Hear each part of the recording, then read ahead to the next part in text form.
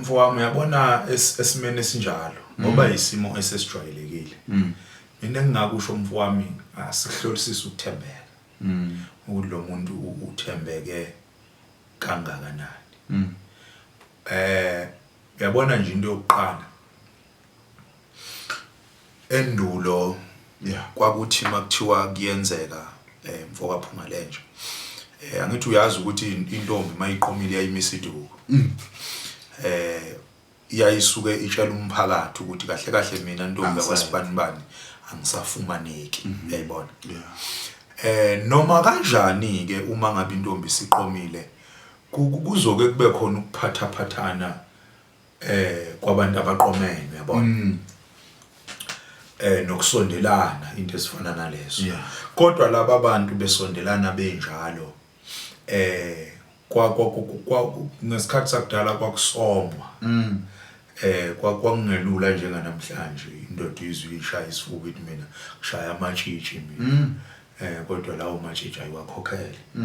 Cha kwakufuneka ukuthi at least akusonywe kunokuthi uthathe ubuntombi bomunye umntwana nje just kanjalo nje. Ngoba lento yobuntombi yayiligugu kakhulu. Nabo ke sekwenzekile lo muntu wathathelwa ubuntombi isoka elithile. Angithi lamroba ke ngoba phela siyaroba sizinsizwa. Kwakuphinde futhi kubaleke ekuthenini lo ntombazane abe neqiniso nokuthembeka. Ngoba esintwini umuntu okuthiwa akasenabo ubuntombi kufanele mawumthatha Phungalenje ngelanga uzomshada kwakukhona izabe ezithile ezazenziwa ukugeza leza zandla zaleza insizwa. Yebo lento ibukeka njengani njengenhlamba kodwa kwakuyinto eyayithi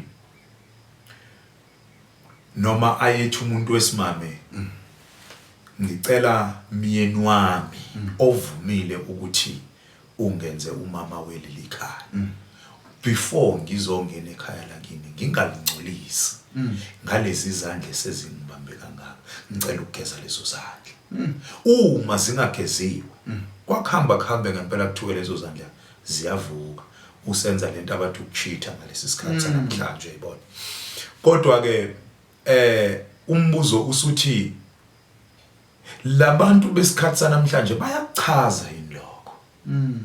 Abachazi kangangokuthi noma kuthiwa kuyenzeka Phungalenje uyitholile nansi intombi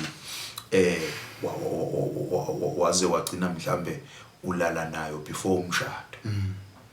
Mawungena emzini kababa walintokazi kunale yankomo ekuthiwa inkomo kaMama. Yayiphumela le yankomo ukuthi le ntombi ikwazile ukuhlala ngentombi lo mama ukwazile ukuyikhulisa kuze kufinyelele lesi sikhathi sokuthi isindala. Uyangizwisisa? Nako ke sebabuthatha umntombi. Ungakufike wena emzini womnumzane uthi angiyikhiphi inkomo ekhaya kaMama. Cha. Yinye kuphela into engathi mawukhuluma lelozwi mhlawumbe uzwakala. Uma ngabe nomntwana. Baba umntwana engekho uzawuthini? Kwakunalento uyangizwisisa? Kwakunalento yokubeka ilahle. Babehlolana abantu bakudala. Manje inkinga basahlola. Uzongiphikisa ngumnumzane ngithi mina umntana wami wena uyilokuzana. Usukele wazongithuka la. So ukuthembeka kubalekile bafowethu. Ngoba ukuthembeka yiko lokho kwenza ukuthi senze izinto ezingamabibi endleleni yabantwana bethi bazama into enjani eqondile. Uyangizwisisa? Kwenzeka amabibi ekhambeni kwabo vele lawo mabibi azoba khona. Sengimrobhile umntwana kaSimelani ezofuna intombi yami lapha ekhaya. Ngamrobhi inkomo zakhe. Kusasa masebe nenkinga angithola impendulelo. Ngoba kufana nayo lento esiyibona namhlanje ukuthi indoda ithatha amalobolo kabili ngomuntu oyedwa. Oh inonzonzo le. Uwathatha kanjani amalobolo amabili ngomuntu oyedwa? Umnumzane ungathembeki awuthembekile. Abantwana mabethi benza utho liyaphambili.